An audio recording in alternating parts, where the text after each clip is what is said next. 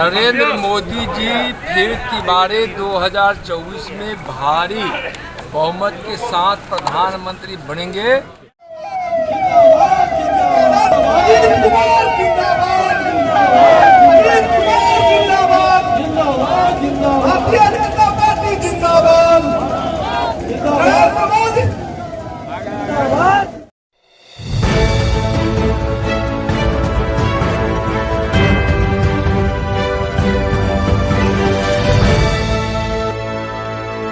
मुजफ्फरपुर पहुंचे केंद्रीय गृह राज्य मंत्री नित्यानंद राय ने काटी प्रखंड क्षेत्र के नरसंडा के समीप गुरुवार को किटजी विद्यालय का फीता काटकर शुभारंभ किया। पूर्व मंत्री अजीत कुमार व उनके पुत्र प्रत्युष प्रांजल ने बुके देकर और शॉल ओढ़ाकर उनका स्वागत किया। इस दौरान केंद्रीय गृह राज्य मंत्री नित्यानंद राय ने कहा कि किटजी विद्यालय खुल जाने से काटी व आसपास के लोगों के बच्चों को पढ़ाई करने में काफी सुविधा मिलेगी, साथ ही हाईटेक आधुनिक शिक्षा मिलेगी। उन्होंने कहा कि पूर्व मंत्री अजीत कुमार व प्रत्युष प्रांजल समाज सेवा के साथ साथ शिक्षा के क्षेत्र में भी बच्चों का भविष्य उज्जवल करने का प्रयास करना काफी सराहनीय है। इसके लिए वे अपनी ओर से शुभकामना देते हैं। साथ ही वे हर क्षेत्र में निरंतर आगे बढ़े, इसके लिए हर संभव पहल करेंगे। केंद्रीय गृह राज्य मंत्री नित्यानंद राय ने कहा कि प्रधानमंत्री नरेंद्र मोदी के कार्यों की चर्चा अपने देश ही नहीं विदेशों में होने से इस बात जग जाहिर हो रहा है कि पीएम नरेंद्र मोदी देश के सभी वर्गों के जनता के सच्चे हितैषी है। उन्होंने कहा कि 2024 में पीएम नरेंद्र मोदी फिर से प्रधानमंत्री बनेंगे। पूर्व मंत्री अजीत कुमार ने कहा कि क्षेत्र की जनता के सेवा के साथ साथ बच्चों की भविष्य भी उज्जवल हो, इसके लिए स्थानीय स्तर पर बेहतर संस्थान हो, इसके लिए वे लगातार प्रयासरत है, जो अब पूरा हुआ है और उसकी व्यवस्था बड़ी उत्तम है। चर्चा इसलिए कर रहा हूँ कि देखिए, बाकी तो राजनीति की चर्चा होती ही रहती है, लेकिन मैं वहाँ भी बोला था, आप लोग थे, किटजी स्कूल से बच्चों के बुनियादी जो स्थिति होती है ना, शारीरिक मानसिक उसकी शिक्षा का, उसका बहुत ही खेल कूद के माध्यम से बच्चों को पढ़ाई मिलता है। मैं उसको पहले शुभकामना देता हूँ किटजी खोलने के लिए अजीत जी के सुपुत्र प्रत्युष को। दूसरा है कि देखिए, बिहार में जो राजनीतिक स्थिति बनी है, जिसके कारण बिहार को बहुत नुकसान हो रहा है, और उस नुकसान की भरपाई जो भी विकास के माध्यम से हो रहा है वो अब केंद्र सरकार से ही हो रहा है। यहाँ नीतीश जी तेजस्वी जी के साथ गठबंधन कर खुद फंस गए हैं और बिहार को ही फंसा दिए हैं।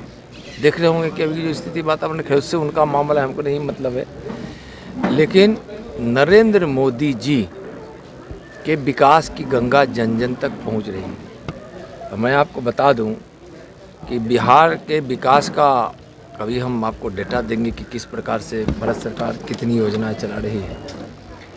और अभी गांव में घूमने का वातावरण का जो माहौल बना है, 2024 में नरेंद्र मोदी जी को प्रधानमंत्री बनने से कोई नहीं रोक सकता, और बिहार की भी 40 की 40 सीट जीतेंगे। जहां हम बैठे हैं वह वैशाली है, मुजफ्फरपुर है, फिर बगल में मोतिहारी है, फिर उधर दरभंगा है, फिर उधर उजियारपुर है, समस्तीपुर है, फिर उधर चंपारण है, वाल्मीकि नगर है, वहाँ से फिर बेतिया है, वहाँ से लेकर मैं तो पूरा दौरा किया हूँ। यानी कि 40 की 40 सीट, इस सीटों की चर्चा इसलिए कर रहा हूँ इतने की, क्योंकि जो आपका जो जाता है न्यूज़, वह न्यूज़ खास करके इस लोगों के जन जन तक पहुँचता है। सारी सीट हम जीतने वाले हैं। यहाँ नरेंद्र मोदी जी के प्रति लोगों के मन में बहुत आस्था है। विपक्ष एक तरफ एकजुट होकर मंच पे इकट्ठा हो रहे हैं और नरेंद्र मोदी जी को प्रधानमंत्री बनाने के लिए जनता एकजुट हो गई है। उसी से घबरा कर वह लोग महागठबंधन के लोग इकट्ठे हो रहे हैं। महागठबंधन को देखेंगे तो पार्टी और चेहरे को तो उसमें भ्रष्टाचारियों की जमात है, वहाँ परिवारवादियों की जमात है, वहाँ घोटालेबाजों की जमात है, वहाँ अपराध और अराजक को संरक्षण देने वाले की जमात है। बिहार की विधि व्यवस्था पर अभी भारतीय जनता पार्टी का अभियान चलने वाला है। रंजन जी मिलेंगे और अजीत भाई, यहाँ सभी लोग सब लोग अपने अपने क्षेत्र में मिलेंगे। उसमें बात होगी, आपको कुछ पूछना है तो बोलिए। सर, शिक्षा मंत्री ने कहा कि बिहार के लड़कों में कोई गुण नहीं है, इसलिए बाहर के लोग भी शिक्षक बन सकते हैं बिहार में। तो कहीं ना कहीं प्रश्न चिन्ह है नीतीश कुमार के 20 साल के शासन पर। देखिए, अभी क्योंकि आपकी डिस्ट्रिक्ट को भी हम बुलाए हैं तो वहाँ इस विषय को बोलेंगे, लेकिन आपको ही बता दे रहे हैं। देखिए क्या है ना, पूरा देश एक है, लेकिन आवश्यकता के अनुसार माँ अपने बच्चों को दूध पिलाती है ना। बिहार में जितनी बेरोजगारी बढ़ी हुई है और जिस प्रकार से वादा करके यहाँ के की सरकार 20 लाख की 10 लाख का वादा नीतीश जी किए थे और 10 लाख का तेजस्वी जी किए थे, तो दोनों मिला कितना हो गया? 20 लाख। 20 लाख के वादा को पूरा नहीं कर रहे हैं। हम यह नहीं कह रहे हैं, बिहार को भी ज़रूरत है, इसलिए बिहार के ही नौजवानों को शिक्षकों की बहाली में या किसी बहाली में प्राथमिकता मिलनी चाहिए।